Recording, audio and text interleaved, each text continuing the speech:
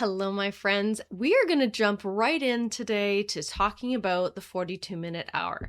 But before we do that, I want you to grab a drink, whether it's coffee, tea, or anything else you choose to, so that you can relax and just start taking in some of the information that we're talking about and really trying to figure out how it applies to you and what we can do to help you as you're moving into this year of 2026 to see what's going to work for you. Now, the other day, I found a quote that really resonated with me, and I wanted to share it with you. It's from Zig Ziglar, if you're familiar with him. Time can be an ally or an enemy. What it becomes depends entirely upon you, your goals, and your determination to use every available minute. Now, I love that quote because I am a true believer that, as you know, with intention plus accountability, we can increase our productivity. And that really comes down to you being able to understand how you're using your minutes. In the trailer, I referred to the 42-minute hour. And for those of you who don't know the story, I'll just recap it so you get a better idea and maybe add in a few little extra pieces. Back in 2020, my son graduated from high school and he spent a year here at home working and getting ready before he left for university. And during that time, we were doing lots of different things together. And I was trying to take care of all of the different projects and activities that I wanted to. And sometimes that's hard, when you have a young adult in your house and you're just trying to do the best that you can also as a professional and all of your projects that need to get done, it sometimes can get a little bit challenging. And so there was a part of me that was pretty excited about him going away to university. And so when the time came that he left, we drove him to the airport and he said, you don't need to park, Mom and Dad, just drop me off and I'll be fine. And so off he went and, I'm sitting in the car and we're driving home and I had a few tears. And then all of a sudden I started to get pretty excited because I'm like, ooh, I'm going to be able to get all this time back now that I've been dedicating to being a mom for the last 20 years, 18 years. And what am I going to do with it? And so, I just reeling around in my head about what's the first project on my list that I want to do. And so over the next few days, I started to have the feels, right? That empty nest kind of feeling where all of a sudden it's like, oh, well, he's gone and I have this time, but I'm just going to sit down and watch a show and then maybe sit down and watch another show. And as I mentioned before, I actually sat down and watched way too many shows. I think it was like 12 seasons of this one particular show that I was watching at the time. In the end, at the end of my 27 days of too much television, I woke up from that experience and knew that something needed to change in my life. And one of the pieces that I realized needed to change was that I had a really not positive relationship with television and that I needed to figure out, well, how can I use my time better? So I wasn't quite ready to get rid of television in my life, but I needed to figure out how could I use the time that I was watching those screens. And so I started to analyze what was actually happening in the experience of watching.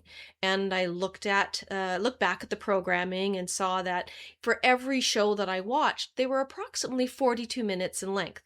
And then I started to think, okay, so if I was sitting and watching a regular television program, because I watched mine on a streaming channel, but if I was watching a regular television program, there would also be commercials in there. And so for anyone who is watching a TV program, it's 42 minutes of the drama-based program, and then 18 minutes of commercials. And if you're watching a half hour comedy or something like that, it works out to about 21 minutes of programming and about 9 minutes of commercials, just so you get a better sense of how I developed the 42-minute hour and as a time blocking tool. And so from there, I started thinking, well, what if I took those 42 minutes? What if I just started to sit down and come up with a list of things that I could do with that time and be able to then apply it? And so I thought, well, that would be like a primary goal. My primary goal would be to do something for the 42 minutes, work on one of my books, take care of something that just hasn't been done that I wanted to do. And then the 18 minutes would be more practical. So like as if you were, like in your commercials, what do you do during commercials of when you're watching a television program? You go and you either, clean something up or go get food or, all those kind of things. And so I thought, what could I do with those 18 minutes? Well, maybe I'll put some dishes away, or I will, take care of folding some laundry. And so I started with something simple, something very simple, like working on, one of my books, and that I said, okay, I'm going to allocate out those 42 minutes. I'm going to put a timer on, and I'm going to focus on getting that done.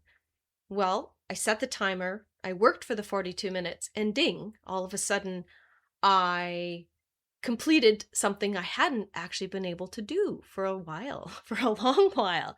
And then I started implementing the 18 minutes of taking care of things like the messy recycling or the drawer that never got cleaned out. And before you knew it, I had these parallel goals that were being met. I had a primary goal of something that was on my project list, and a secondary goal of something that I needed to take care of at home, or even when I was at work. If I did a 42-minute hour there, I could apply 18 minutes to my, to emails or something along those lines. And so I started to see that there was this amazing opportunity and development that could happen for myself. And then I thought, maybe I'll reach out to some of my colleagues, some of my author colleagues, and see if they wanted to try it out, and expanded from there. I invited authors, students, corporate executives, people from all different walks of life to start trying out that one simple tool. But what I realized early on was that people needed more flexibility. I was working with one mom at one point, and she and I were walking through the 42-minute hour time blocking, and she said to me, honestly, Michelle, I don't have an hour to do 42:18. And I said, well, what if we actually took it from a half an hour point of view and we did a 21:9? So I call that actually a split 42. And all of a sudden, there was this blossoming of information that came out for her, because she was able to allocate out doing 21 minutes of focused work on one primary goal, and then 9 minutes of doing something else.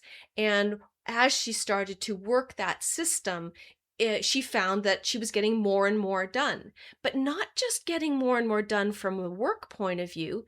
She actually started to apply some of the time blocking tools to spending time with her young daughter. She was a stay-at-home mom, and one of the things that she saw and she realized was that she had not been spending the time with her daughter that she wanted to. She'd been plopping her in front of a screen, which she felt bad for. And I said, no, there's no time shaming. We are not going to do that to ourselves. There's been enough of that in the past. We're going to take our accountability for what we're doing right now and making the difference right now. And so she said, okay. And I asked her, I said, well, what do you want to do with your daughter? And she goes, I just want to go outside and play. And I said, all right, I want you to time block out, a half an hour, so that you actually put your daughter into the 21-minute block, and then 9 minutes for doing something else. So just reverse engineered it a bit. And so she set up, basically a play date with her daughter, and they were outside jumping in puddles and stuff. And then she said to her, okay, well, we need to go in now, and we're going to go do the dishes. And so then she invited her daughter to actually help her in, doing some home-based things. So as you can see, that's a very, a practical home-based experience, for a stay-at-home mom, but it also is very applicable to someone who is in a corporate setting, whether they're in the office or they're working from home. And so from there, I really started to expand on some of the different time tools that I created and some of the different things that I wanted to do. Now, I want to tell you a story. There was one afternoon some time ago that I had set aside to do some writing, and I found myself, set aside a reverse 42. And what that meant was that I was going to do 18 minutes of just, taking care of things, and then 42 minutes of writing. And what ended up happening was in my 18 minutes, I knew that my brain was just not quite ready to write. So I set aside that time to actually do a brain dump. And I'm going to read you what my brain dump was, because I think it really gives you an idea how you could use those 18 minutes to actually propel you forward to use the other 42 minutes. All right, so 18-minute brain dump. Here it goes. Set the timer and go. Timer is going. It's the weekend it's the first weekend I've had off in weeks, actually months, and the room is quiet. I have finished reading my books, the latte is finished, I did my Sunday Japanese lessons on Saturday, my husband is sitting peacefully and reading a book, and all I want to do is write. But my brain is buzzing and I can't get it done. You have to work. You have work to do, I said to myself, right? You could be doing something else. So right now I'm arguing with myself in my brain dump, and I'm working through it, pushing through that, using those minutes to be able to release my brain. No, I should be doing anything else but filling my cup and giving back to myself. So what do? Lean into your experience, my expertise, set up a time block, set the primary and secondary goals. Don't let my lack of ability to relax get in the way of doing what I really want to do.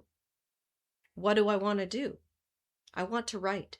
I want to take the image of the hummingbird landing to rest on the tree outside of my window and turn that into a scene in my book. I want my character to take a breath just like I am taking my own breath and enjoying the freshness of the air after the rain. The robin in the garden hopping around looking for food. I want to remember 2 hawks, osprey or falcons, and explain the majestic way they soared over top of me. No picture could capture the beauty of them hanging in the air above me. You had to see it to experience it. Phone down.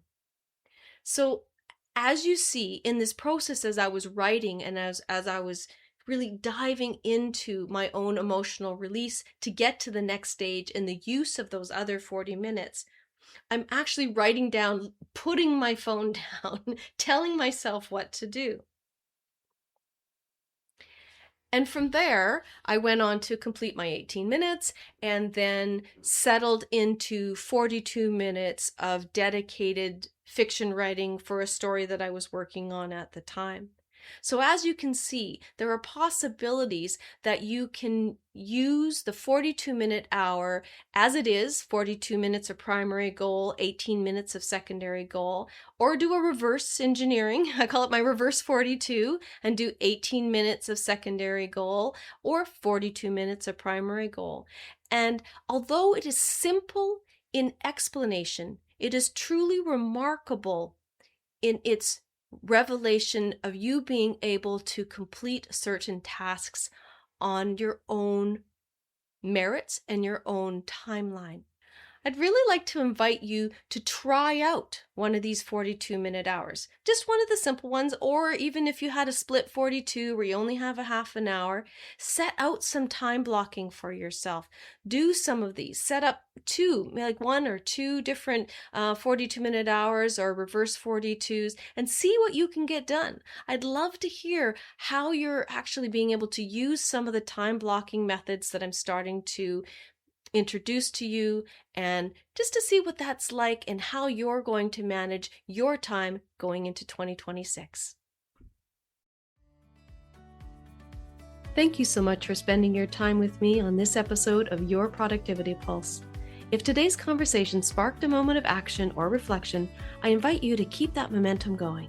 More practical strategies designed to enhance productivity, reduce stress, and weave balance back into your life can be found by joining my newsletter at banartexpression.com. Once there, just head over to your Productivity Pulse podcast page to sign up, or you can find the link in the show notes. Remember, intention plus accountability equals productivity. Until next time, keep listening to your pulse.